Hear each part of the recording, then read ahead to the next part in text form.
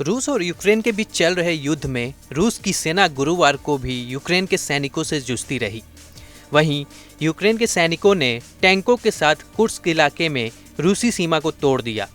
रूसी अधिकारियों के मुताबिक 2 साल पुराने इस युद्ध में लगभग 1000 यूक्रेनी सैनिकों ने 6 अगस्त की सुबह टैंकों और बख्तरबंद वाहनों के साथ रूस की सीमा में घुसपैठ की, जो कि ड्रोन और भारी तोपखानों के झुंड से घिरे हुए थे। सुज्जा शहर के पास भयंकर लड़ाई जारी है।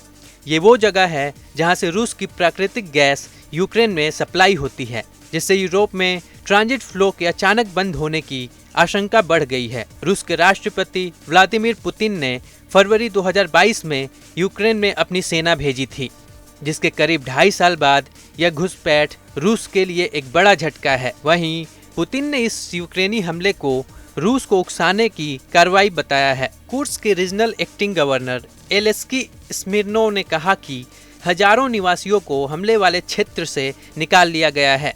व्हाइट हाउस ने कहा कि अमेरिका को हमले के बारे में पहले से कोई जानकारी नहीं थी। वहीं रूस के रक्षा मंत्रालय ने गुरुवार को कहा कि सेना और संघीय सुरक्षा सेवा ने यूक्रेन को रोक दिया है और कुर्स्क इलाके में यूक्रेनी सैनिकों से लड़ाई जारी है। मंत्रालय ने कहा कि उत्तरी समूह की सेनाएं रूस की एफएसबी के साथ मिलकर यूक्रेन की सेना और हथियारों को लगातार नष्ट कर रहे हैं। यूक्रेनी सेना कुर्स्क हमले पर चुप रही है। हालांकि राष्ट्रपति जेलेंस्की ने गुरुवार को यूक्रेनी सेना द्वारा किए गए इस हमले की तारीफ की।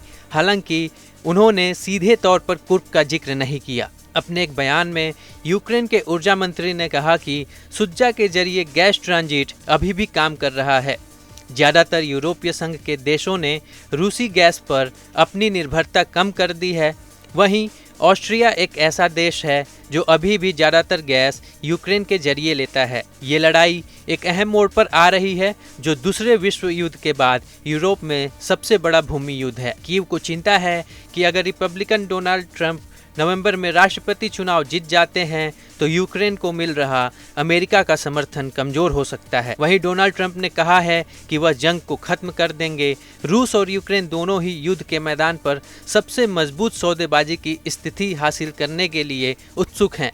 वहीं यूक्रेन रूसी सेना को रोकना चाहता है, जो उसके 18% इलाके को नियंत्रित करती है। रूस के पूर्व राष्ट्रपति दिमित्री मेदवेदेव ने कहा कि यूक्रेन का हमला रूस को मोर्चे से संसाधन हटाने के लिए मजबूर करने और पश्चिम को यह दिखाने का प्रयास था कि यूक्रेन अभी भी रूस का सामना कर सकता है। कुर्स्क हमले के बाद रूस को अपने युद्ध के उद्देश्यों का विस्तार करके पूरे यूक्रेन पर कब्जा करना चाहिए। बता दें कि हाल ही में यूक्रेन के राष्ट्रपति जेलेंस्की ने ऐलान किया था कि यूक्रेनी पायलटों ने F-16 लड़ाकू जेट उड़ाना शुरू कर दिया है।